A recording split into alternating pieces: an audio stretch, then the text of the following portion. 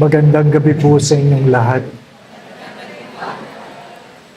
Ngayon ko lang narinig yung favorite.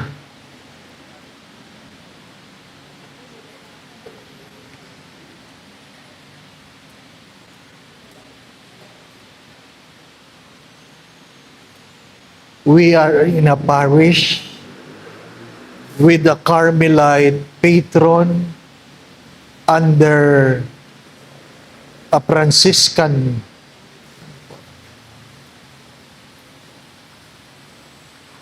Tinatanong ko po kung ano po ang topic.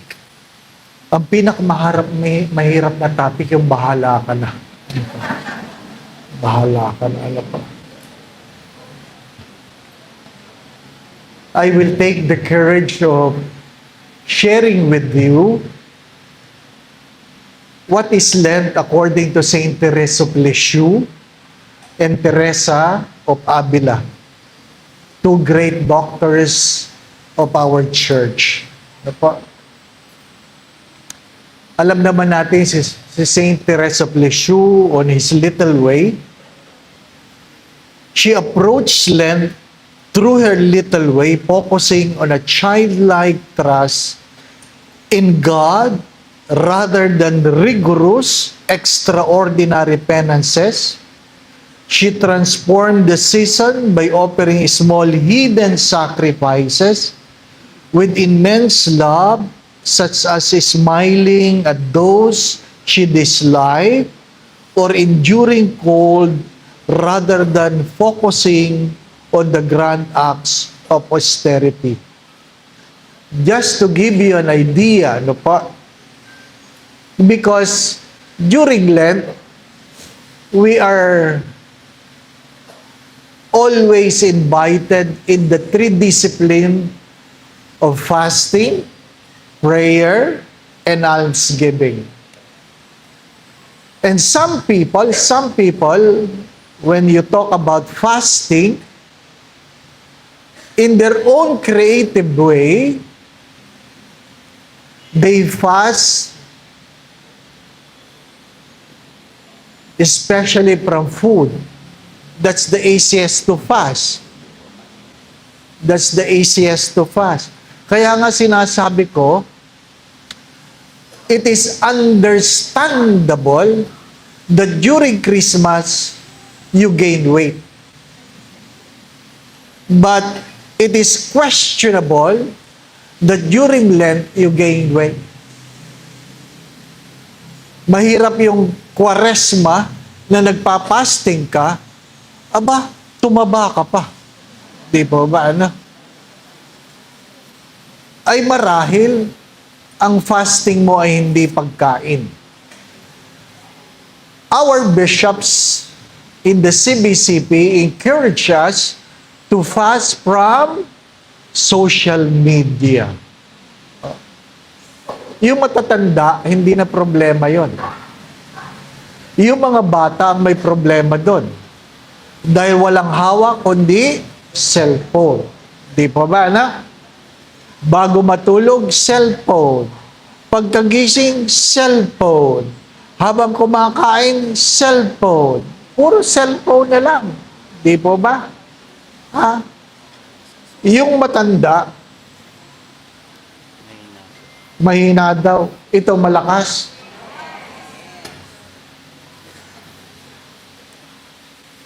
Hindi ko na ulitin, no?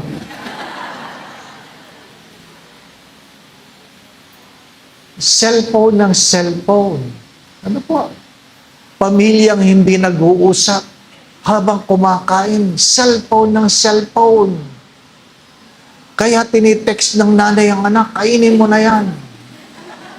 Sabi ng anak, sandali lang po. Cellphone ng cellphone.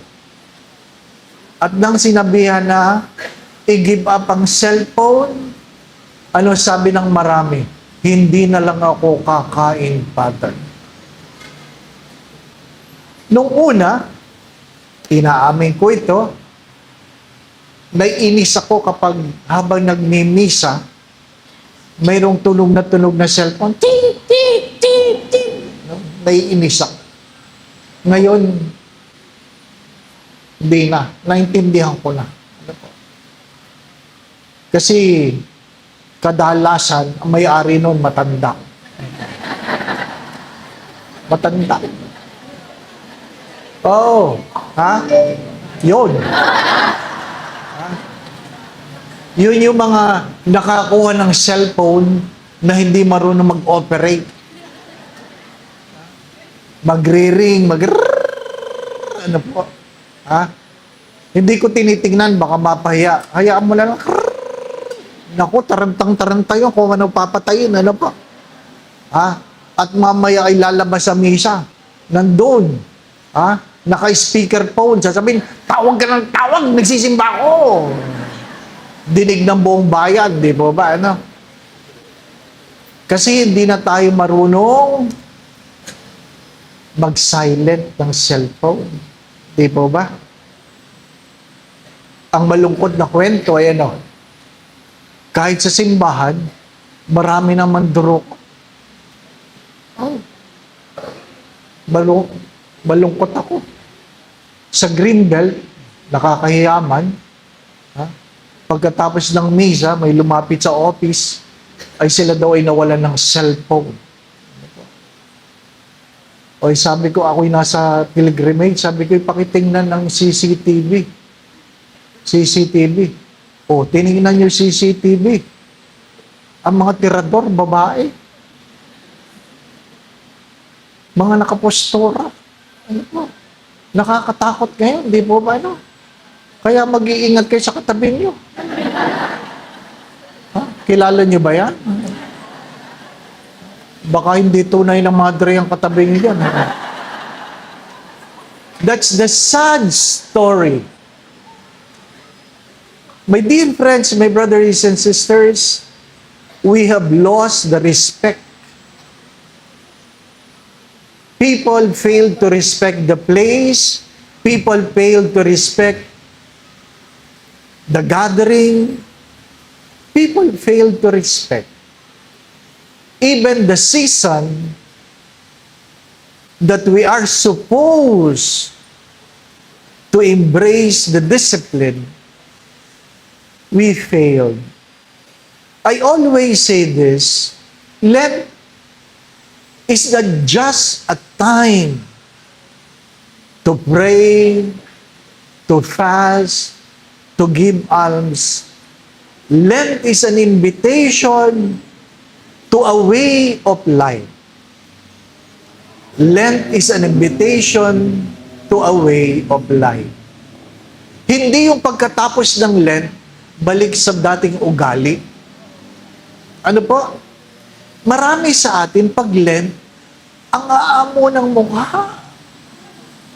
Parang ang babait. Ano po? Ng Lent. Pagkatapos ng Lent, mababangis na uli.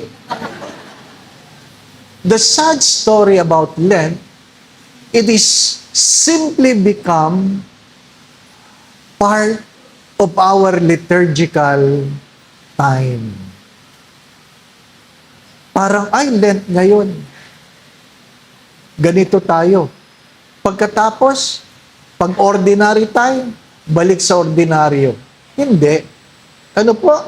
Ano po sinasabi ni Saint Therese? Meron po siyang 5 bagay na sinasabi. Unang-una, make Lent the little way of love.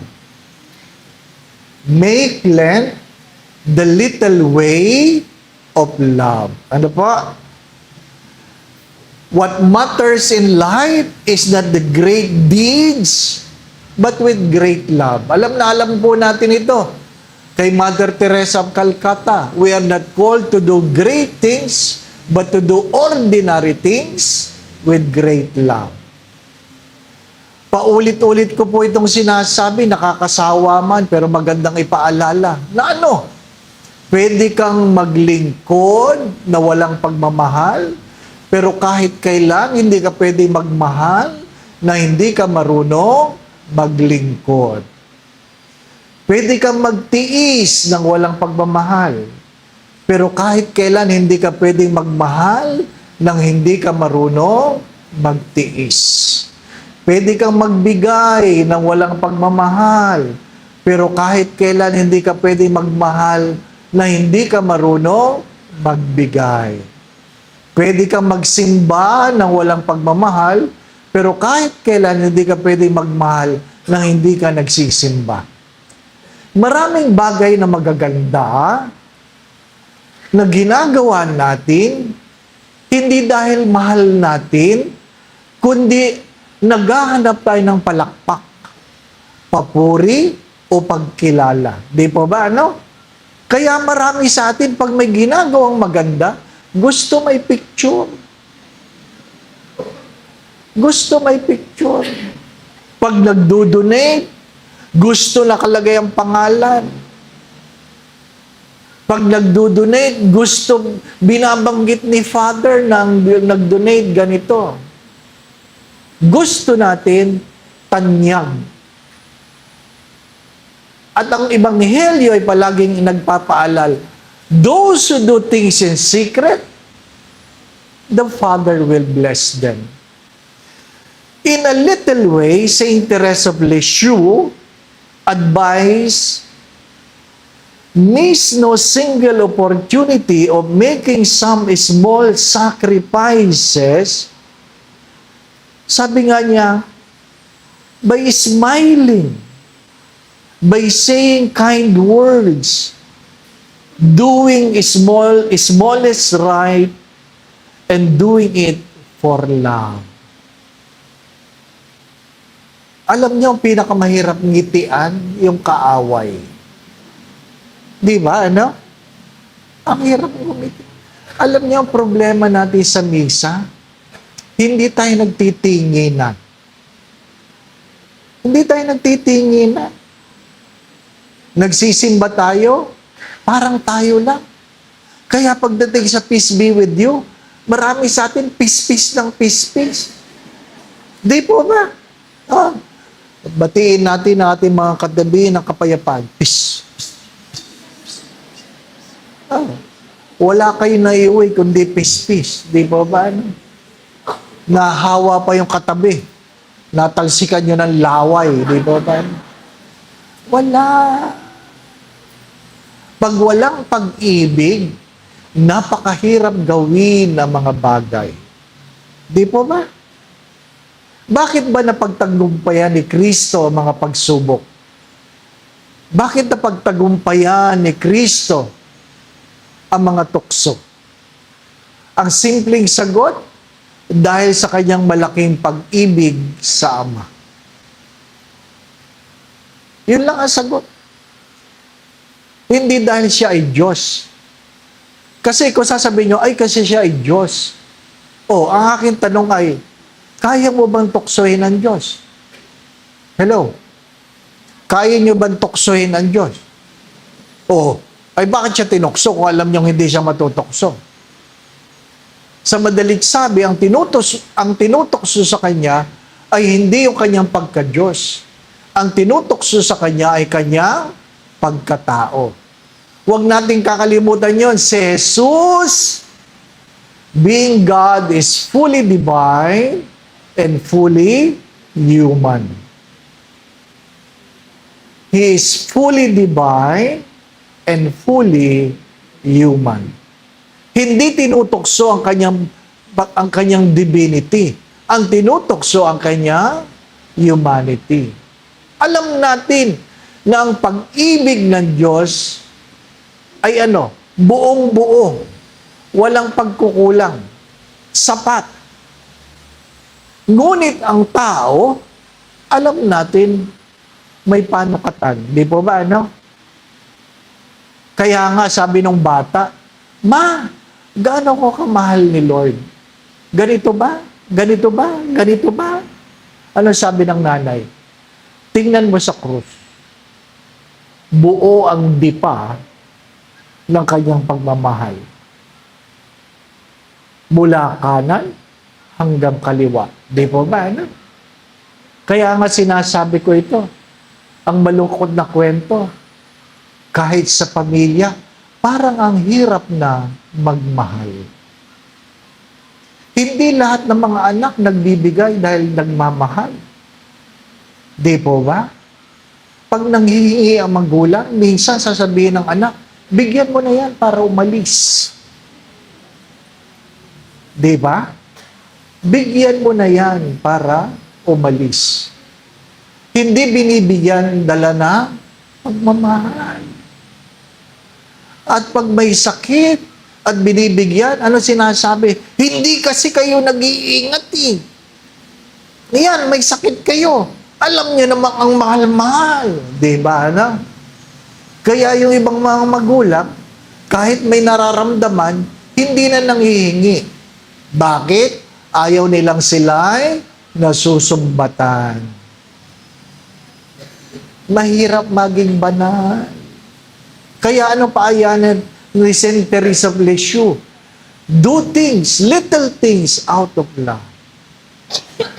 Hindi yung nagbibigay ka lang dahil kailangan. Nagbibigay ka dahil mahal mo. Di po ba, na? Dahil mahal mo. Hindi naman tayo habang panahong naririto, harinawa. Di po ba, no? Ha? Harinawa, hindi tayo habang panahong naririto. Isipin ninyo, after 20 years, nandiyan pa kayo? Oh, grabe. Ha? Baawa naman kayo sa parokya, di ba ba, ano? We will not be here forever. Life is short. Keep that in mind. Sabi nga ng isang doktor, when I was 40, I thought life is forever. Doktor yun. Now I'm 60, I realize life is short. Maiksi na lang ang buhay. Di po ba? Ayaw nila na marinig yung katotohanan ng life is only 70, 80 for those who are strong. Di po ba? Nasusulat yan sa aklat ng mga awit, maiksi lang ang buhay. Kaya yung aking ama, nung siya ipinasok sa ICU, alam niya, yun na ang huling panahon. Kaya naka-intubate siya, humingi siya ng papel. Sabi ko, ano kaya yung susulat nito? Sabi niya, I thank God I'm 82. Ibig sabihin, ay talagang nagpapasalamat siyang kota. Ano pa? 82. Ako po, 64. 64. Ano pa? If life is 70, 80 for those are strong, 16 years na lang ako. Tanggap ko yun. 16 years na lang ako. Bagamat may mga taong nagbibigay sa akin ng pagkain, itong kainin mo, pare, pinapahaba pa nila ang buhay ko. Ano pa? 16 years. Tinitingnan ko mukha ko sa salamin. 16 years. Di ba, ano? Maiksi na lang yun. Yung 64, ang bilis eh. Yung 16 years pa kaya, di ba ba, ano? Tanggap ko. Kung itong mukhang ito, 16 years na lang, habang pinapanood ko kayo, yung iba sa inyo, mas maiksi na lang. Aba!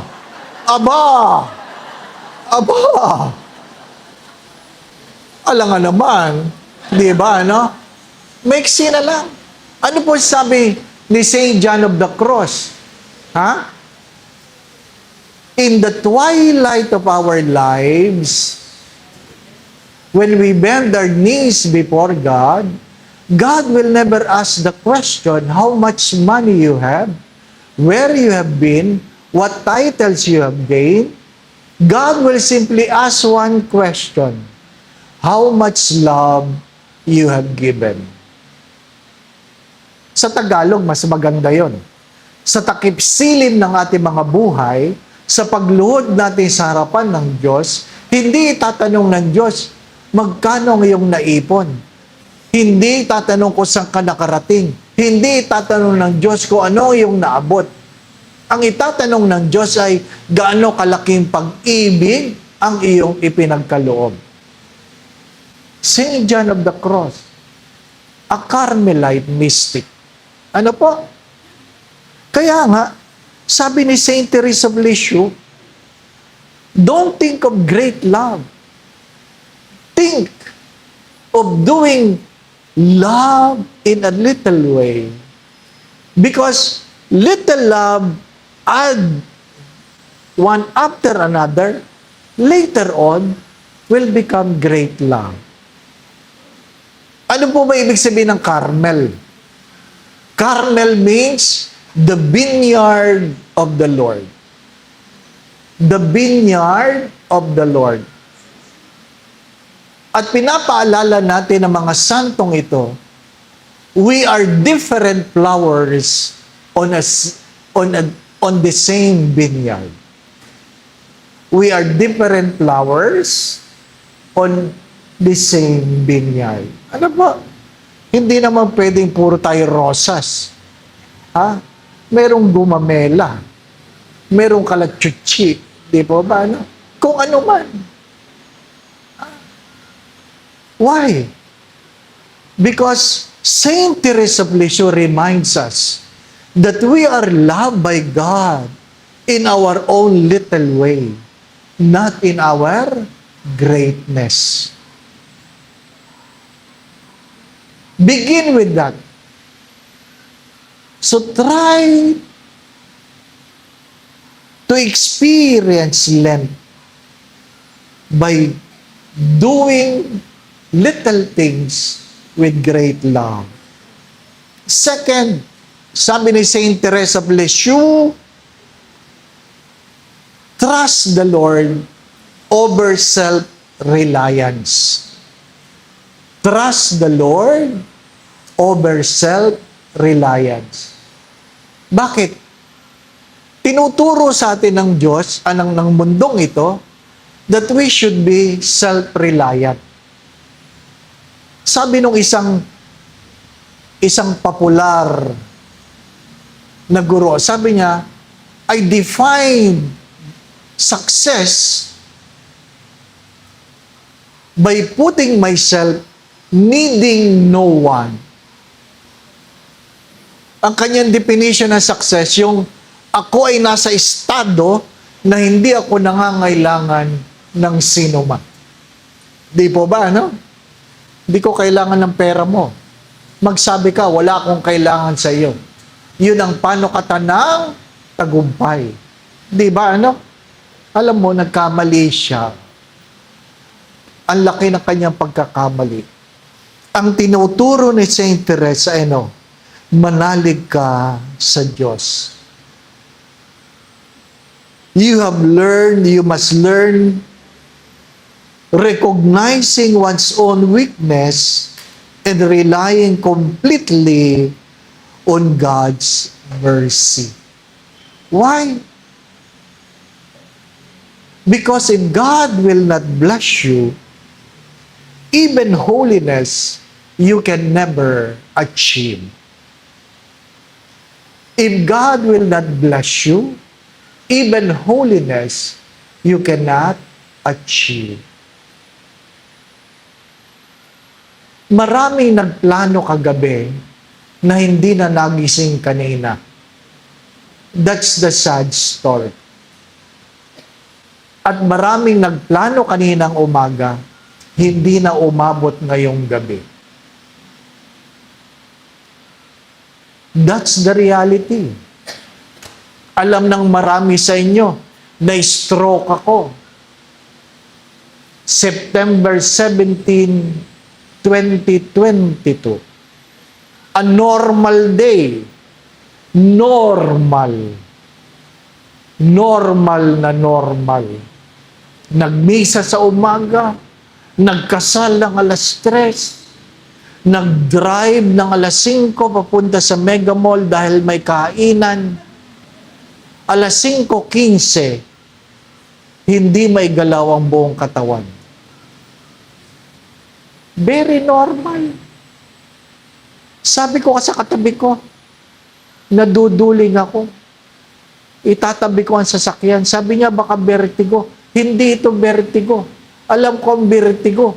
Umiikot ang daigdig. Ito, duling lang ako. Ano ibig sabihin ng duling? Nagdodoble ang paningin. Nakukuha paningin niya. Sabi niya, ano? Sabi ko, maya-maya, Wala nang pakiramdam ang kamay ko. Sabi niya, ngiti. O ngiti. Di ba? O sabi niya, pantay naman. O, hindi stroke. Kasi pantay ang mukha. Di ba ba, ano? Sabi ko, hindi ko alam kung ano ito. Pero wala nang pakiramdam ang bewang ko. Wala nang pakiramdam ang hita ko. Kaya sabi ko, pakitawag mo yung security guard ng Mercury. Ilipat ako sa likod. Tawagan mo si ganito. Ipag-drive ako. Dalhin ako sa hospital. Sabi niya, ano nangyayari? Wala akong alam. Sino makapagsasabing ikaw'y may stroke? Ano po? Pagdating ko sa hospital, ang meron na lang ako ay pandinig at bibig. Hindi may mulat ang mata, nakakapagsalita. Ganon kabilis. Ang masakit na kwento ay ano, bago nangyari yon, nagpa-blood test ako. Normal. Healthy. Sabi ng doktor, you're healthy, father. Wow! Simula ngayon, simula nun, di na ako naniniwala sa blood test. Huwag kayo masyadong maniwala sa blood test. Hindi nyo alam. Ang stroke ko ay hindi dahil may sakit ako sa puso. Ang stroke ko ay dahil ako ay diabetic. Kaya mag-iingat yung diabetic sa inyo. Yung mga classmate ko sa media, diabetes, di ba ba? Ano? Ha? Yung mahilig tumawad, konti lang. Masarap. Ano po? Kaya nung ako'y nakabangon, ang kabilin-bilin na ng doktor, ano?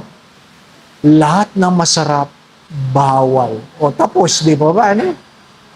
Gusto mo humaba ang buhay? Lahat ng masarap, bawal. Di ba? Yung mga nandadaya dito, mag-isip-isip kayo. Yung mga ayaw sumunod sa doktor, bahala kayo. Di ba ba, no? Pero tandaan nyo ito, pag kayo ay hindi na pinagbabawalan ng doktor, wala na kayong pag-asa. Tandaan nyo yan. Oo. Pag may pinagbabawal pa, may pag-asa pa. Pero pag sinabi, oy, sige, hayaan mo na kumain ng kahit ano, malapit na kayo. Oh, at least pinagbabawalan pa kayo. Di ba ba, ano? You will never know. You will never know. Stop thinking that you can do it. Stop thinking that you don't need anybody. Ang hirap nun.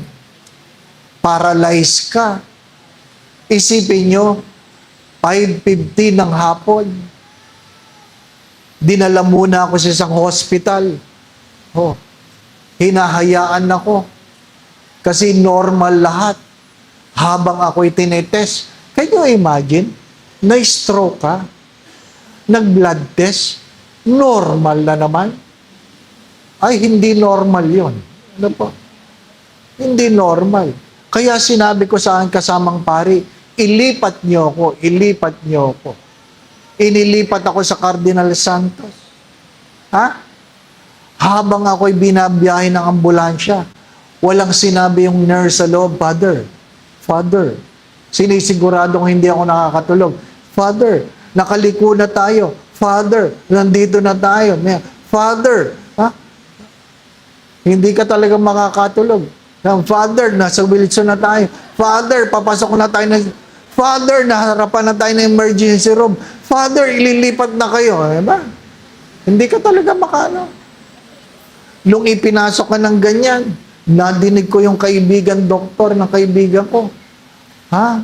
Sabi niya, Father, they might not make it. Oh? Sabi ko, ano kaya itsura ko? Diba? Bakit?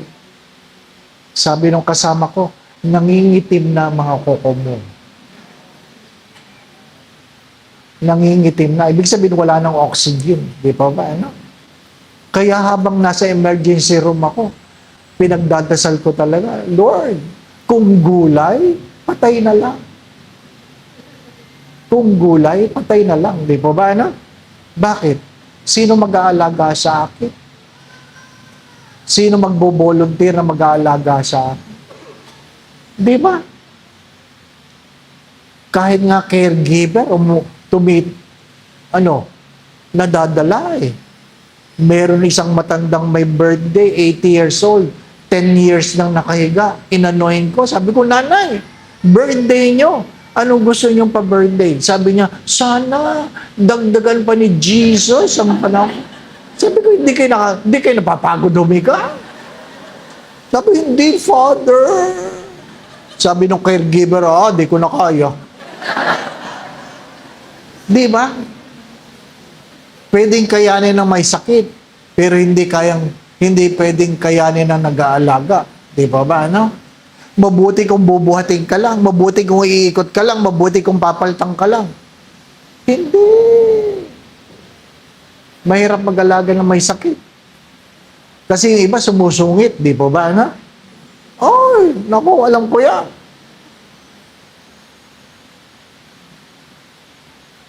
Ngayon, nung sinabi, Father, ililipat ka na namin sa ICU. Alam mo, sabihin ko, hindi. Hindi ka nga makagalaw eh. Opo. 1:30 in the morning. Itong problema, Father, magda-diaper tayo. Ay, mahirap. Mahirap. Isipin ninyo. Sasabihan kayo, magda-diaper na po tayo. Diba? Can the sister imagine that? Ha? Nabalot ka na ngayong kasulihan. Walang makita sa iyo ang tao, di ba, ano? Ngayon, sasabihin sa iyo, magda-diaper na tayo. Di ba, ano? Alam naman nakakasulya ka habang nakadiaper. Di ba, ano? Napakahirap isipin.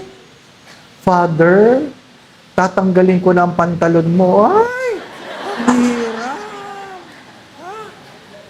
Ang hirap nun. Ang problema, hindi ko maimulat ang aking mata. Gusto ko makita kung sino yung mga taong nanonood, di ba? Oo, di ba? Father, ibababa ko ng pantalon. Ayan na. Maya-maya, Father, ibababa ko na brief mo. Ay, Lord, makikita na nila.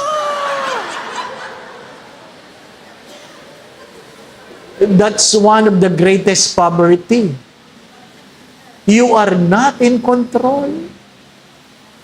Basta ikaw ay may sakit, mayaman, kahit obispo, kahit ikaw ay madre, wala. May maghuhubad. Di ba ba, Lord? Kaya nung ako'y iniimbita magbigay ng talk sa Cardinal Santos, hirap ako. Natatawa kayo kasi hindi nyo naramdaman ang aking nararamdaman. Bakit? Isipin mo, magmimisa ako doon. Di pa ako ng di pa. Sumainyo ang Panginoon. At may nagsisimba, ay nakita ko na yan. Naintindihan niya yan. Hindi nyo naintindihan. Bakit? Hindi nyo pa nararanasan. Di ba? Sino ba nakakaintindi tungkol sa isang inang nanganganak? Who can understand a mother giving birth? Only the mother. Not even the child. Not even the husband. Not even the doctor. Only the mother can experience the totality of the pain she has to embrace to give birth. Di ba? We can talk about it. Science can write about it, but only the mother can really understand it. Why? Because they have gone through it. My dear friends, my brothers and sisters, don't wait for the day when God has to humble you. Nag-anoint ako na isang mayamang mayaman. Mayaman talaga. Ang ganda ng bahay. Pinuntahan ko sa second floor. Naka-wheelchair. At ano sabi niya? I begin to realize, Father, money is nothing. You have food, and yet you cannot eat. What you have are tablets. I have a big house, but I am confined in my wheelchair. I have so many cars, but I remain at home. You can look at my closet. They are signature clothes, but I remain with my pajama. Diba, no? He realized that there are limitations in what we can have in this world. So, Saint Therese reminds us, stop thinking of yourselves too much. Go back to God. Go back to God. Many times, I've been asking people, if you can do this, try this. That you look at yourselves in the mirror naked. Of course, alone. Diba? You look at yourselves in the mirror naked. And ask yourselves, who am I? Without your earrings, your necklace, your lipsticks, without everything, who are you? Try to answer the question, who are you? And only then you will realize, regardless how rich you are, you will say, you are nothing. We are nothing without Christ. A good reminder, without nothing. That's why Saint Therese of Lisieux said, during Lent, try to do small sacrifices. Not necessary, or instead of performing grand public penances, focus on the hidden daily sacrifices, such as enduring physical discomfort. Physical discomfort. Small sacrifices. Like what? Enduring the heat. May mga tao, marahil nagsisimba dito ngayong summer, maghahanap ng aircon na simbahan. Kasi ayaw na mainit. Mahirap yung nagsisimba ka. Ang nirereklamo mo, ang nipis ng foam ng kneeler. Maraming ganon. Little sacrifices. What are the little sacrifices that God will honor from you? Little sacrifices. Kausap ko yung mga madre.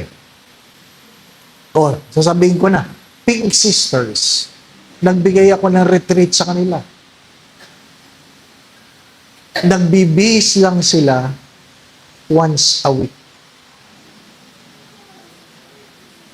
Noong kanilang panlabas. Once a week.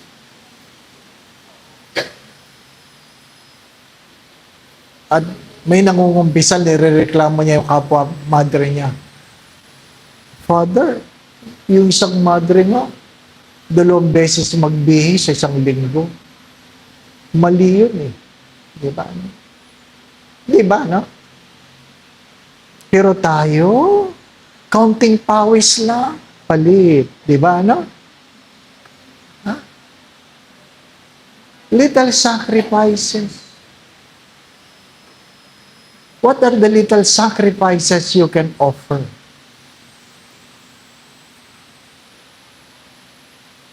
Hello? Nag-iisip ba kayo? Mag-isip kayo. Di ba? Yung hindi ka magpipedicab, maglalakad ka. Di ba? Ano? Mahirap yung hindi ako kumakain ngayon. Tapos wala ka naman talagang makain. Hindi sacrifice yun. Wala ka talagang makain. Di ba ba? Ang pwede lang mag-fasting yung merong kinakain. Nakuha po ninyo? Ang pwede lang bumaba sa first floor yung na may second floor. Tandaan nyo yan. Ha? What are the little sacrifices that God is asking from you? Diba? Sometimes, just to sit beside somebody you do not like is a sacrifice. Kinukwento ko ito eh. Bakit ba puno ang mga kape? Coffee shop? Bakit? Bakit puno? Ha? Mga adik ba sila sa kape? Hindi. Mga taong ayaw umuwi. Ayaw umuwi. Bakit? Ayaw nilang kasama o kausap ang mga kasama nila sa bahay. Doon sa isang parokya, ang misa 5:30, 6:15, 7:15, yung nagsimba ng 5:30, sila pa rin at 6:15, sila pa rin at 7 o'clock. Sabi ko, kayo na naman. Ba't hindi kayo nauwi? Ano sagot sa akin? Wala pa pong gagawin sa bahay. Ano? Ginagawa niyo akong libangan? Lugi ang simbahan sa inyo. Mabuti pa sa sinehan. Kada pasok may hulog. Sa simbahan, tatlong misa, isang hulog lang. Di ba, anak? Sabi ng isang anak, Father, hayaan mo na si Mama. Kasi pag umuwi ng maaga, magbubunga nga lang. Anuhin mo ang dami ng misa kung hindi ka nagbabago. Di ba ba? Little sacrifice. Little sacrifice. You don't have to do great things. Little things. Little things. Small sacrifices. Fourth. Ito maganda ito. Sabi niya,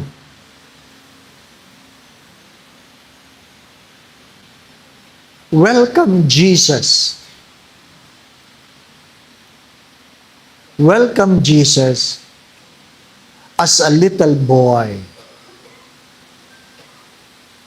For the child Jesus is pleased by finding the spiritual emptiness and surrendering your will. Alam nyo,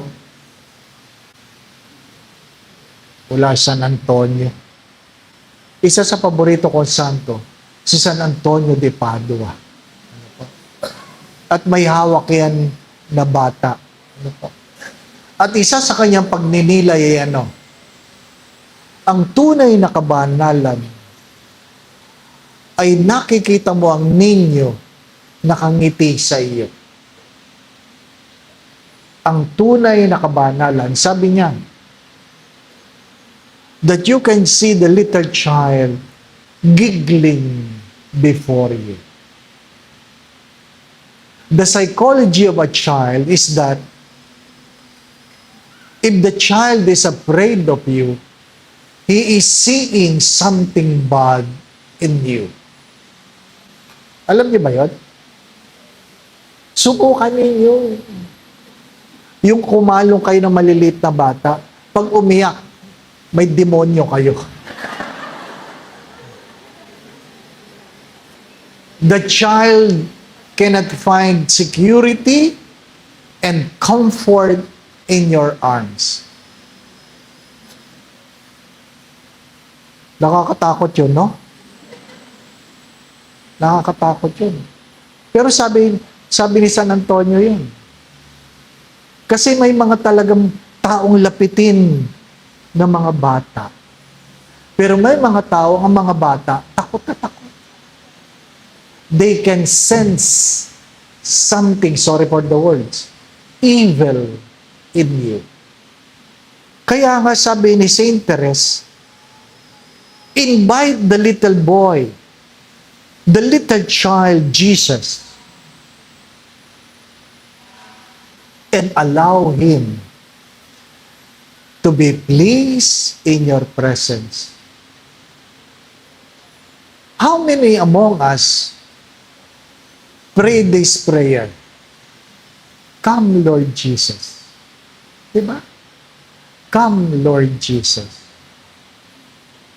How many among us invite Jesus in our lives? You ask yourselves. Many times you pray to Jesus. Many times you ask Jesus to pray for you. But seldom you ask, Lord, come. Come to my life. Come to me. Make me your dwelling place. Saint Therese of Lisieux invited us that during Lent, we allow ourselves as a manger for God. As a manger for God. Invite Jesus. Again, do little things out of love. Second, trust God, not self-reliance. Third, do small sacrifices. Fourth, invite the little child to come. To come. Will the child play before you? Or the child will be afraid before you? And fifth, sabi niya, try to pick up a pin. Try picking up a pin. Perdible. Ano po?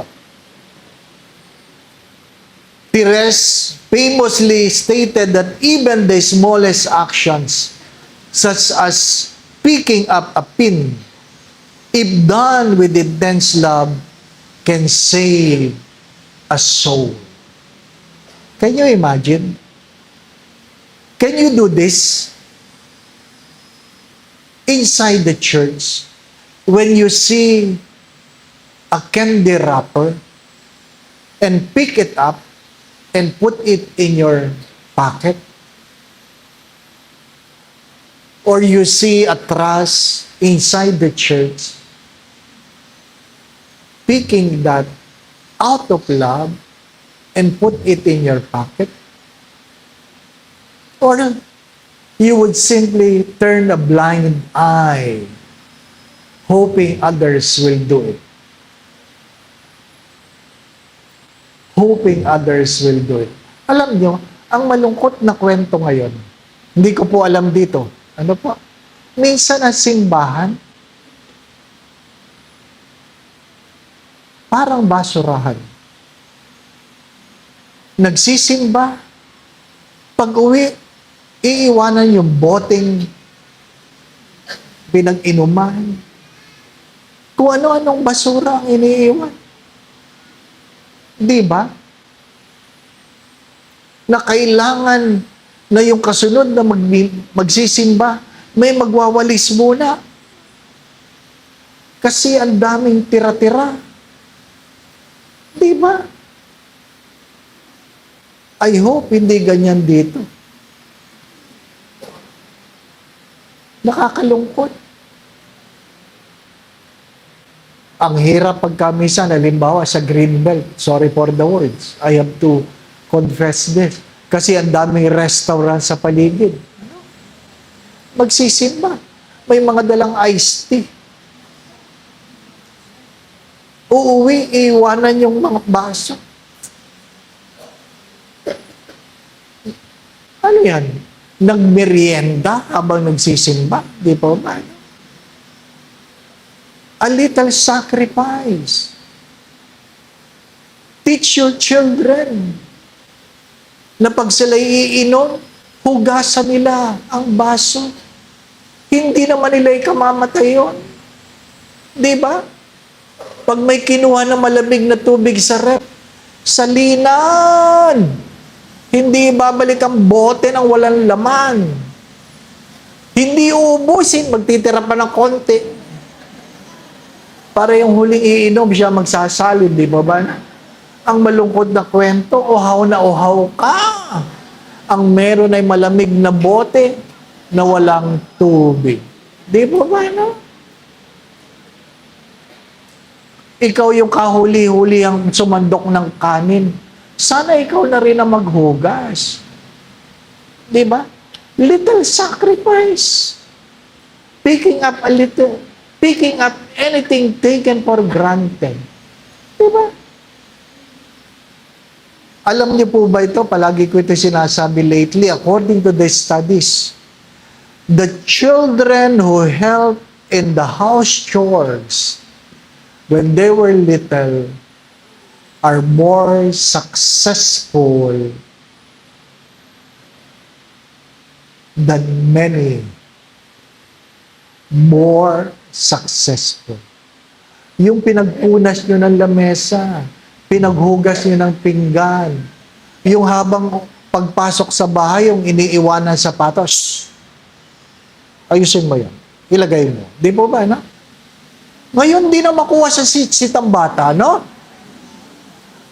Hindi na.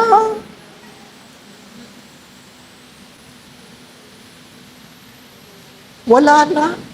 Hindi na makuha sa tingin. Pag sinitsitan mo, tiningnan mo. Wala na. My dear friends, Saint Teresa of Lisieux approach to Lent was about becoming more dependent on God, practicing little virtues like patience, humility, and kindness, and doing ordinary tasks with extraordinary love. Madali lang, ano? Saint Teresa. Hindi nyo kailangan maglakad yan. Hindi nyo kailangan. Do little things with love. Ano pa? Yung bang bumababa kay sagdana na ganyan, nag-aantay kayo. Hindi yung minumura nyo nasa harapan siya, bagal naman ito. I'm sure may nag-aaway dyan. I'm sure. Na sumisingit, di ba na? Hindi nila alam, pababa ng impyerno yan. Nagmamadali sila. Bakit ba? Bakit ba? Have you asked the question? Why? Excuse me? Why we are so impatient nowadays? Di ba? Meron po bang tanong? Hello? Ay, huwag niyong pilitin. Ano po? Now, 7:58 hanggang 8:30 lang ako, ha?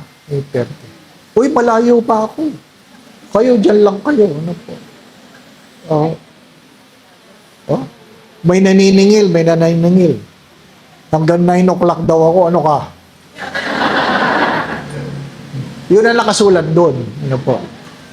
Now, just quick.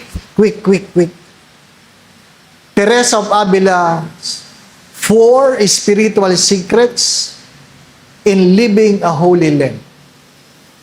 4. Kanina, Saint Teresa of Lisieux. Ngayon, Teresa of Avila. Ang tawag ng mga Karmelita sa kanya, si Lola Teresa.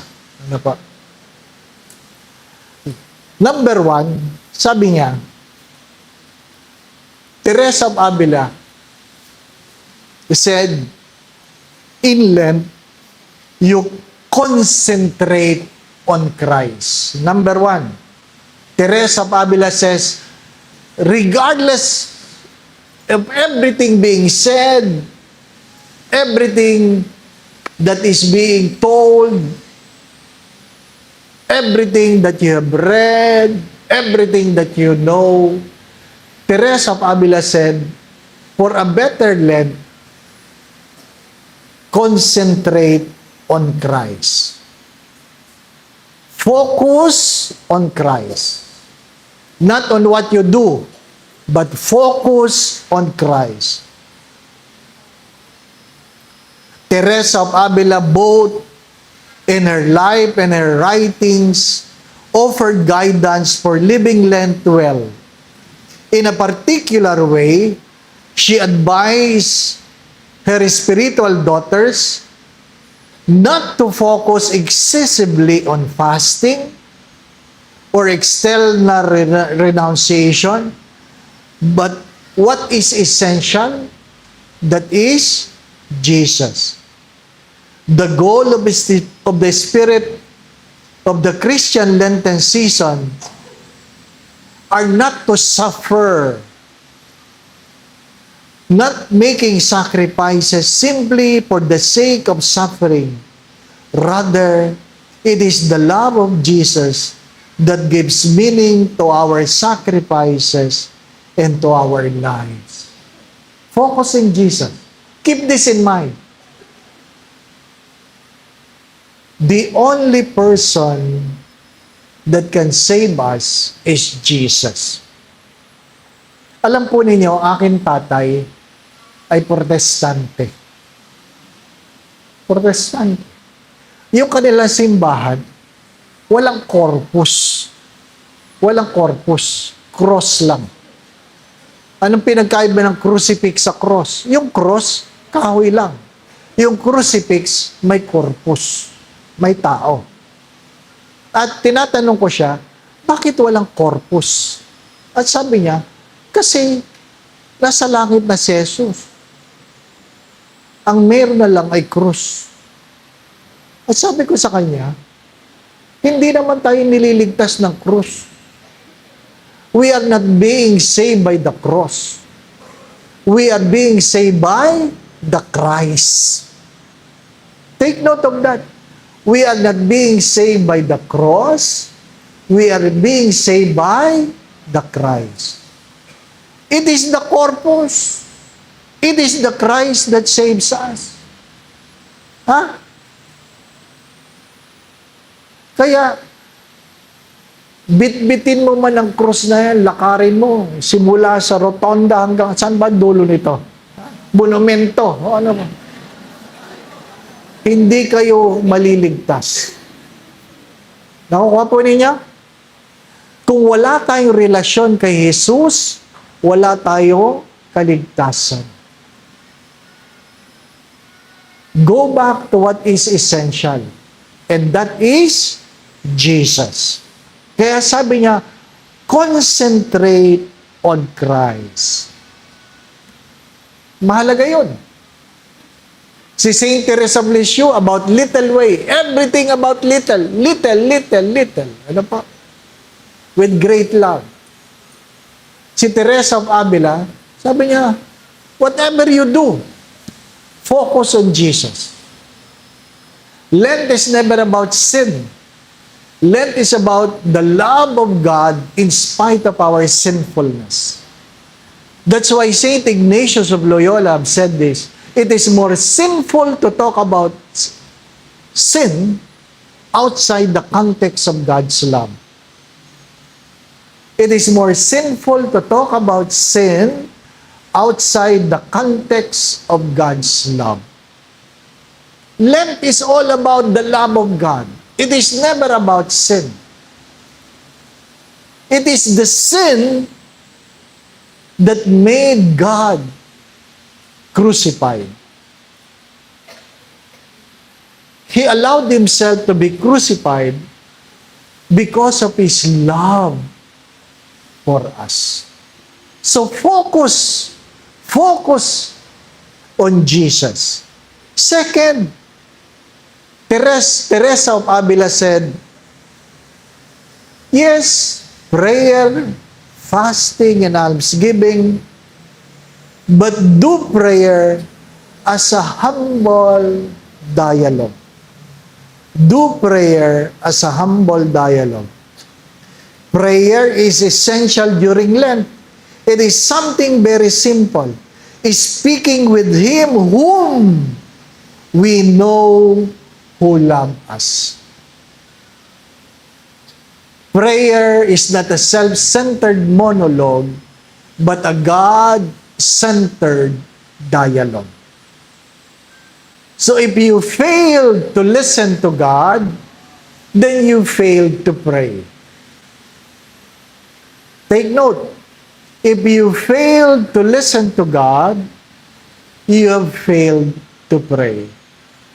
Because prayer is a dialogue. There is a time for you to talk and God listens.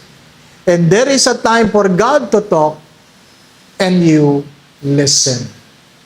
Pag ikaw lang ang nagsalita sa iyong panalangin, wala talagang ugnayan. There's no dialogue. Let us set our eyes on Christ, our good, and there will we learn true humility. And authentic humility is the call of Lent. Ang Kwaresma ba ay nag-aanyaya sa aking magkaroon ng kababaang loob? Kababaang loob. Ano po? A good invitation. Concentrate on Christ. Prayer as a humble dialogue. Yung iba, pag nagdadasal, parang mga hinete ng karera. Alam niyo ba yun? Hail Mary, full of grace, the Lord is with you. Blessed are you among women, and blessed is the fruit of thy womb, Jesus. Holy Mary, Mother of God, pray for us sinners now and the hour of our death. Amen. Hail Mary, full of grace, the Lord is with you. Blessed are you among women, and blessed is the fruit of Holy Mary, Mother of God. Ay talagang mahahapo ka eh. Ano ang memoryado mong panalangin na talagang galing sa puso mo? Sabi nila, mahirap yung wala ka malamang memoryadong panalangin na may nakasalubong kang multo dyan, wala kang masabi. Di po ba? Kundi, ay. Di ba? Nagpatay lang ng ilaw ang simbahan, ay. Kahit nasa loob ka ng simbahan, takot na takot ka na maiwanan. Di po ba? Ano?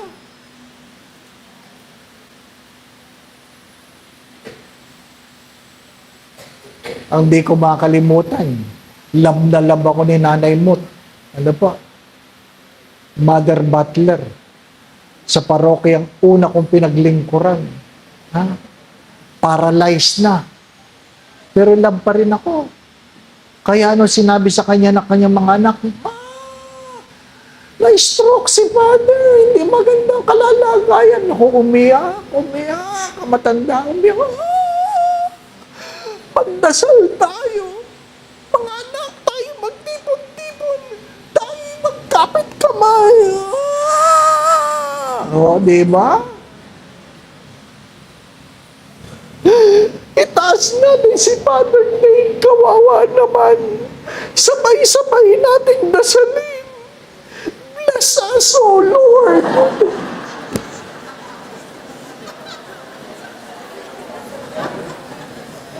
Kahit ang Diyos natawa eh. Diba? Ganda na ng iyak mo. Bless us, O Lord lang palang kaya mo. Di ba ba, na? Ang hirap nung gano'n. Diba?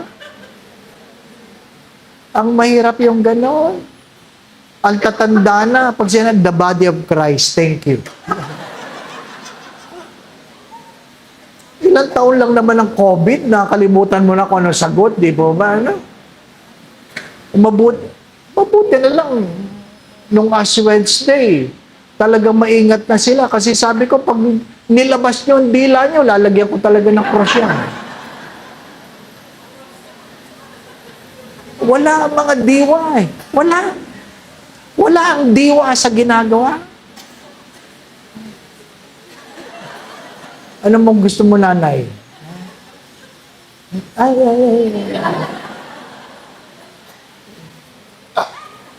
Gusto niyo sa palag lagyan ng krus? Ay. Wala ang diwa. Mahirap yan.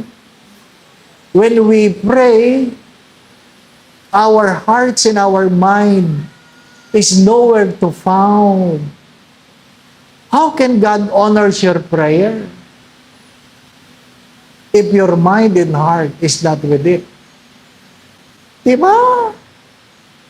Third, Teresa of Avila said, a third way to make your Lent meaningful is detachment. Detachment. From the love of Christ flows one of the most characteristic attitudes of Lent, detachment. This is the state of the soul that frees itself from disordered and selfish attachment to anything or anyone other than God. Detachment does not mean suppressing every desire or aspiration or building a hard, insensitive heart, since love is the first and the greatest of duties. Love is what gives meaning to detachment. Detach. Letting go. Diba, no? Anong nililet go nyo ngayon, let? Yun ang mahalaga. Alam nyo, hindi fasting yung hindi ko kakainin ngayon. Sa Easter na lang, hindi fasting yun. Ang tawag doon ay hoarding. Hoarding. Itatabi nyo muna lahat ng chocolate. Sa Easter nyo nakakainin. Hoarding yun, hindi yung fasting. What do you think God is asking you to be free from? Take note, detachment is to be free from so that you can be free for. Hello? Detachment is to be free from so that you can be free for. Free from anything so that you can be free for God. Diba? Kaya nga, focus on Jesus. Pray that you may know the will of God. Detach yourself. Free from so that you can be free for. Naintindihan po ninyo? Free from. Ang hirap nung si Kristo naman talaga ang tinatanggap mo. Pero, nakatayo si Father dito. Biglang, tumayo ang sa katabi niya lay minister. Sa kaliwa ka, sa kaliwa lay minister. Lumipat ka sa kanan. As if nakalimutan mo, si Kristo ang iyong tinatanggap. Di ba, no? Bakit? Pag lay minister ba nagbigay, nawawala si Kristo? Di ba, no? To be free from. Pag 23rd ng buwan, mayroon kami healing mass. Kasi kay Padre Pio, alam nyo, kukuha na ako ng ibang pare para may katulong ako. Sa akin pa rin nakapila. Kaya feeling ko, kaya hindi ko magaling eh. Ano pa? You are not free from, so that you can be free for. Di ba, no? Meron nga sa atin eh. Pag si Father ang nagmimisa, malaki ang hulog nyo. Pag ibang pare, hindi kayo naghuhulog. Naniniwala kayo doon? Oo. Maniwala kayo, totoo yun. Pag si Father ang nagmimisa, mataas ang koleksyon. Pag nilipat mo si Father, yung pumalit, bumababa ang koleksyon. Masyado tayong personality-oriented. Ano pa? We are not free from, so that we can be free for. Pagkumpisa lang bayan, noon nagkakamali ako. Pagkumpisa lang bayan, umuupo ako sa confessional sa loob. Yung iba, face to face. Yung mga pare, nag-face to face, kumakain na ng hapunan. Ako nandun pa. Lahat nakapila doon sa hindi nakikita. Di ba ba, anak? As if, maalala ni Father ang kanilang mga kasalanan. Yung iba nga, pag nangungumpisan, sinasabi ang kasalanan ng asawa eh. Father, yung kasunod po mangungumpisal, asawa ko. Ang mga kasalanan niyan, ito. Wala kayong pakialam, sabi ko. Pati ba naman ang kasalanan ng asawa? Di po ba? Ang hirap nung ganun, no? We are too preoccupied about our own holiness. You must be free from, so that you can be free for. Di ba? May mga pamilyar na mukha ako nakikita dito. Mga taga dito ba ito? Hindi ah. Isa doon, no? Ngayon ko lang napansin.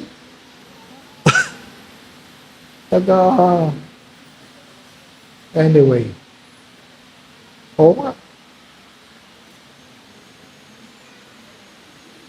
Father, gumawa ka ng basket dyan. Huwag palalabasin ito, mga ito hindi naguhulog. Maliwanag po ba? And number 4, itong pinakamahirap, love thy neighbor. Love thy neighbor. Ano pa? Take note. Lent to be more meaningful is to concentrate on Christ, prayer as a humble dialogue, detachment, free from, so that you can pray for. And number 4, last, love thy neighbor. That during Lent, you live the mystery of Jesus' passion, death, and resurrection, ultimately means practicing charity and concretely loving our neighbor. Huwag niyong kakalimutan ito. Huwag niyong kakalimutan. Ang alin? That at the end, we will be judged not how long is your prayer, not how many times you have fasted, not how much you have given. The goats and the sheep should be separated, and the sheep will go to heaven. Who are they? They are the one who feed the hungry. They are the one who have given drink to the thirsty. They are the one who clothe the naked, who welcome stranger, who visit the sick, who visit those who are in prison. They are the one who bury the dead. Hello? Take note. Hindi nyo pwedeng sabihin, marami akong hindi kinain, Lord. Hindi. Did you welcome stranger? Or you make a family of yours a stranger? Dahil hindi kayo magkakasundo sa pamilya, ang sarili mong kapatid nagiging estranghero sa bahay mo. Ano ibig ko sabihin? Pag dumadating sa bahay, ikaw nagsasabi, bakit naman yan nandito? Ano naman ginagawa niya? Diba? Sometimes we make our own family a stranger.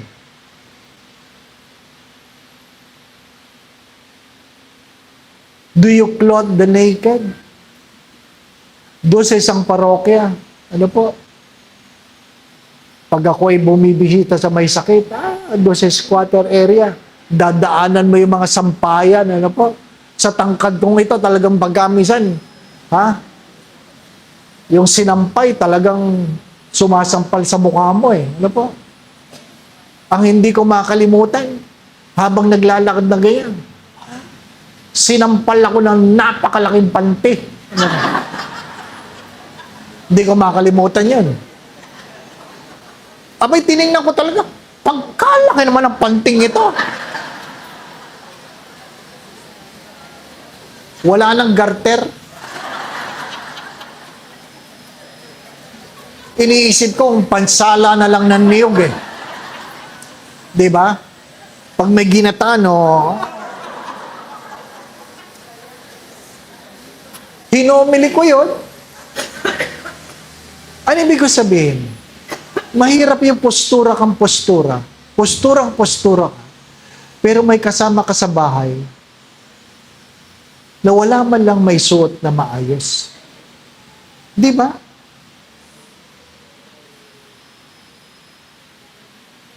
Bili tayo ng bago. Nakatambak.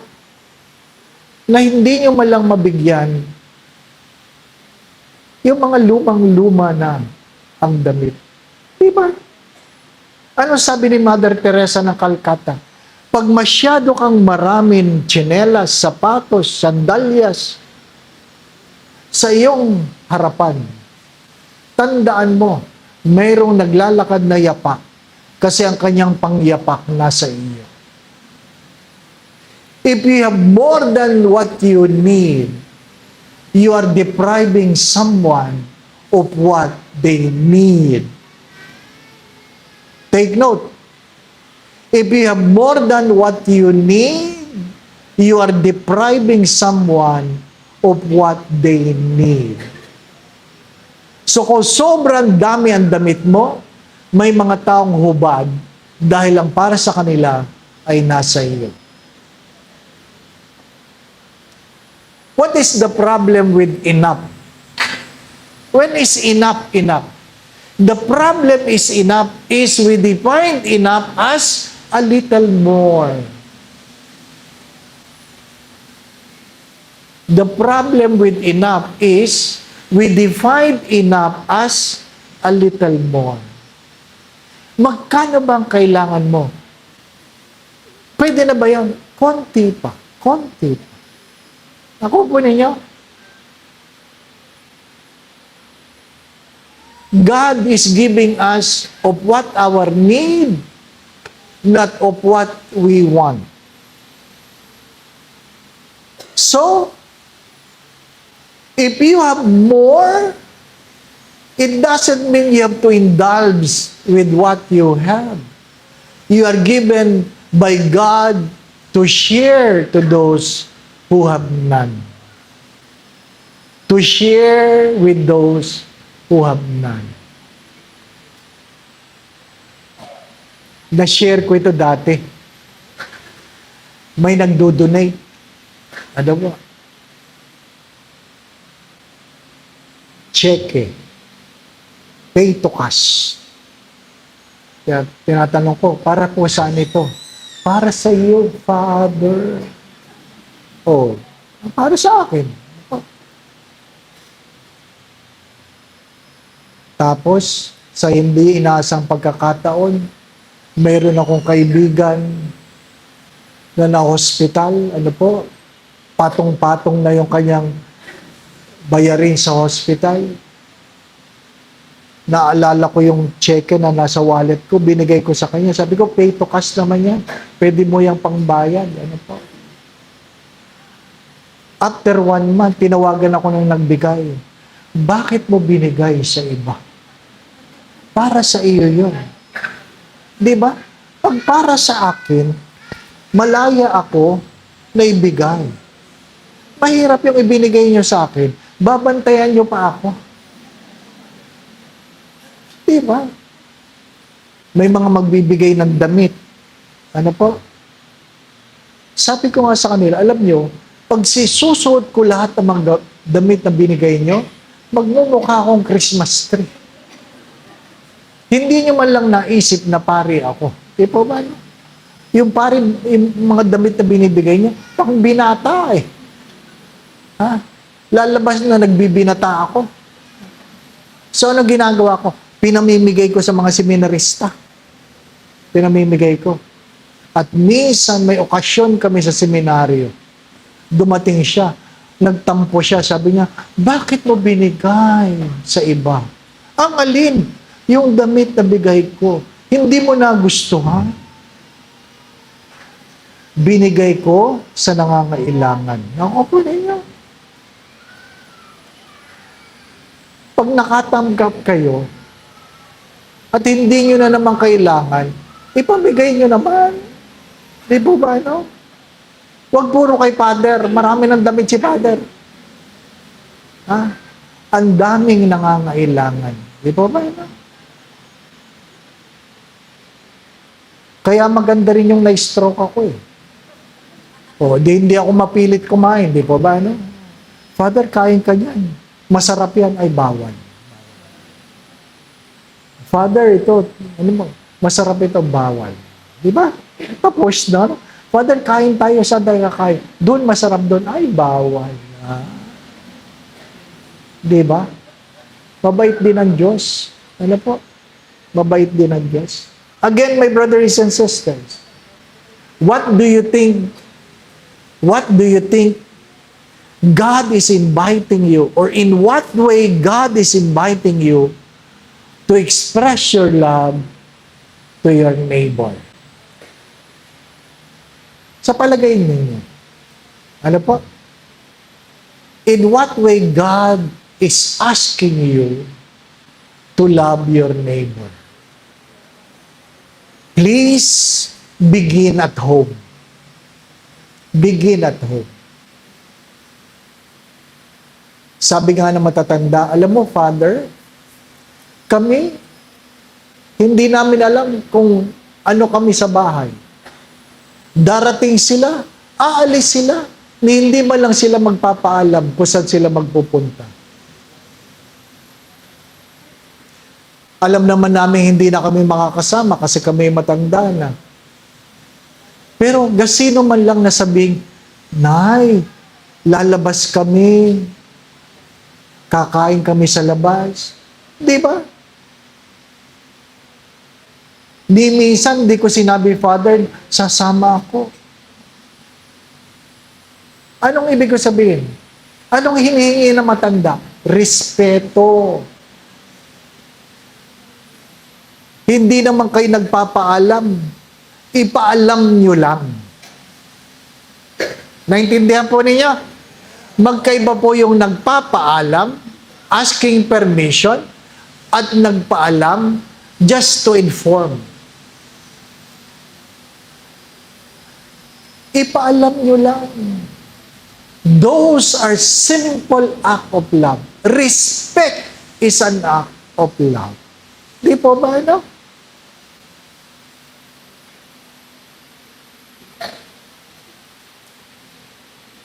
Ipaalam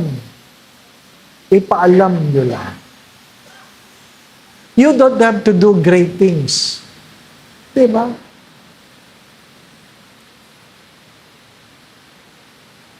Mananabi ako, ha? Kung meron kayong matandang magulang, nakasama nyo sa bahay, have you asked the question, ilang Pasko na lang sila? Hello? Have you asked the question, ilang Pasko na lang sila? O ikaw na lang tatanungin ko, sa palagay mo, ilang Pasko ka na lang? Ha?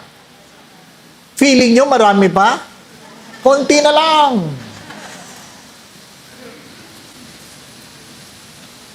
Dumating tayong walang dala, aalis tayong walang dadalhin, hari nawa, makapag-iwan ka ng magandang ala-ala. Or, makapagpabaong ka ng magandang ala-ala. Maiksi lang ang buhay.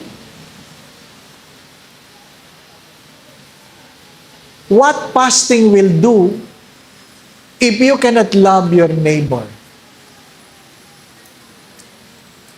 What almsgiving will do if you cannot act, you cannot love your neighbor. Worse, prayer is nothing if you cannot love. Because prayer must move us to love. The product of prayer is not piety. The product of prayer is love. Love is the product of prayer. Ang tunay na marunong magdasal ay ang mga taong marunong magmahal.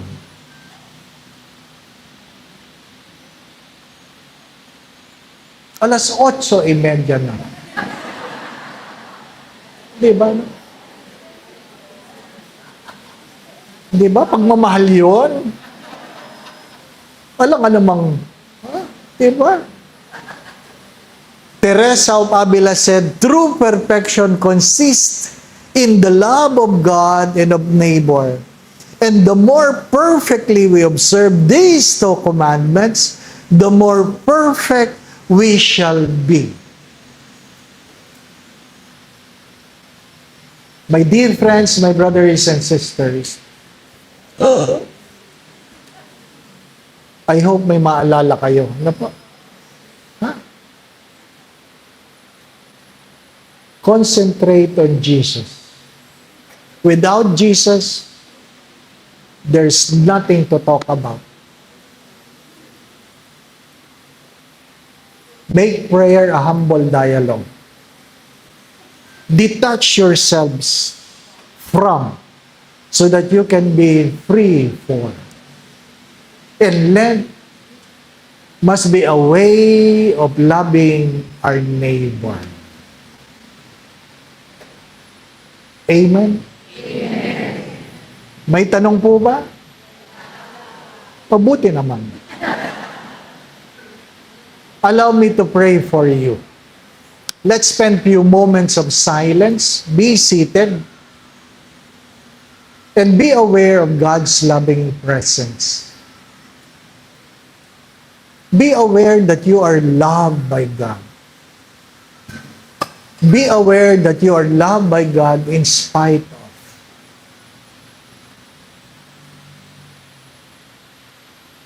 And thank God for that love. There is nothing we can hide from God. God knows our sins. God knows our limitations. Nothing is hidden. And yet we are loved. There is nothing we can do that make God love us less. There is nothing we can do to make God love us more. Why? Because the love of God is complete. Welcome that love. The unconditional love of God through Jesus.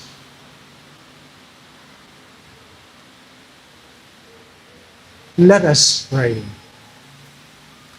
Ama naming mapagmahal, idinudulog ko sa iyo itong iyong mga anak. Ikaw ang tumawag sa kanila. Narito sila ng dahil sa inyo. Alam mo ang kanilang mga pagtawa at pagluha, mga kahinaan at kalakasan, mga kabiguan at tagumpay. Alam mo rin ang kanilang mga pangarap, hindi lang para sa kanilang mga sarili, kundi para sa kanilang mga mahal sa buhay. Hipuin mo ang bawat isa, Panginoon.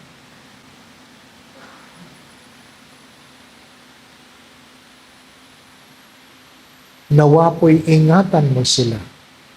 Ilayo mo sila sa lahat ng uri ng kapahamakan.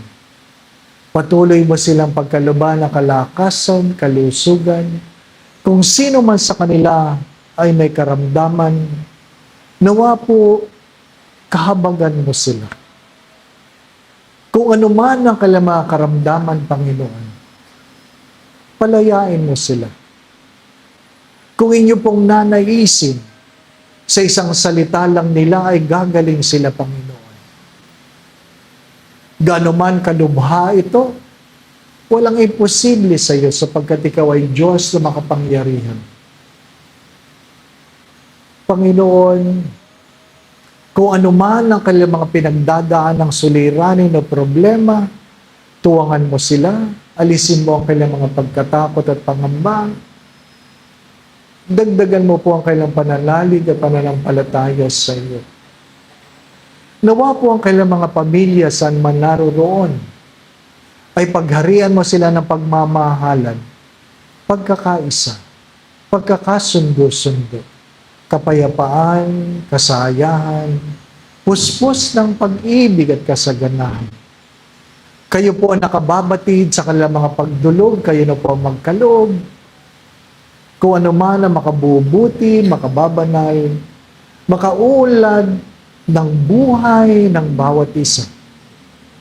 Sa tulong at panalangin mga banal, lalong-lalo na ng mahal na Birhen, gayon din ni San Jose ang tapat niyang esposo, ang aming patron sa Santa Teresita ng Niño Jesus, sila ang kanilang pamilya ipagpalain mo, Panginoon, sa ngalan ng Ama at ng Anak at ng Espiritu Santo. Magandang gabi po sa inyo.